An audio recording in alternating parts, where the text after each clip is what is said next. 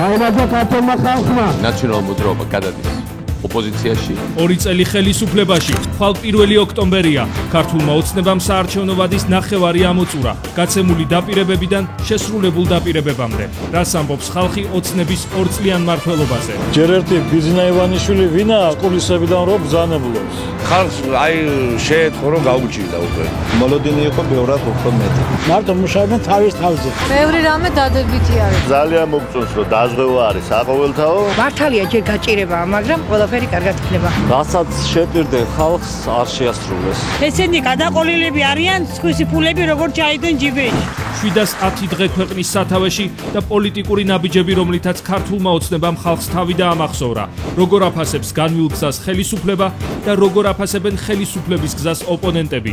ჩვენ გამოვიარეთ მთავრობის არაკომპეტენტურობის და უნიათობის 2 წელი. კვალინატელი პროგრესია ფედერალურ სფეროებში. ეს იყო ქვეყნის უკუსვლის და დასუსტების 2 წელიწადი. მოსახლეობამ ამოისუნთქა პირდაპირ დატვირთვა. ეს იყო დაკარგული სამუშაო ადგილების 2 წელი. ჩემი აზრით ეს იყო ნათესაობის დასაქმების 2 წელი. პრობლემები არის ჯერ კიდევ სერიოზული, რომელთა გადაჭრაზეც ყოველდღიურ რეჟიმში მუშაობს მთავრობა. ეს იყო ხალხის იმედგაცრუების 2 წელიწადი. ქვეყანას გაუჩნდა შანსი თავი დაგვიწია ავტორიტარული რეჟიმისგან. ვინ არის დღეს ხელისუფლების სუსტი რგოლი?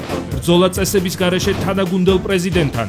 გისოსებს მიღმა მოთავსებული პოლიტიკური ოპონენტები, ვადაზე ადრე გადამდგარი ლიდერი, ოპოზიციაში წასული თანაგუნდელები, ყველაფერი, რითაც დაგამახსოვრდათ ქართული ოცნება დღეს არჩევანში. მაშინ, როდესაც იზრდება რუსეთისგან საფრთხეები, ჩვენი ხელისუფლება საუბრობს რუსეთთან დალაგებულ ურთიერთობებზე.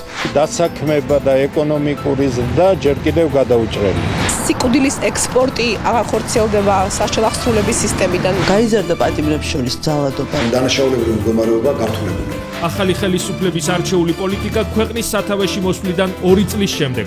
პოლიტიკოსები, ექსპერტები და ხალხი აქ რუსთავი 2-ზე არჩევანში.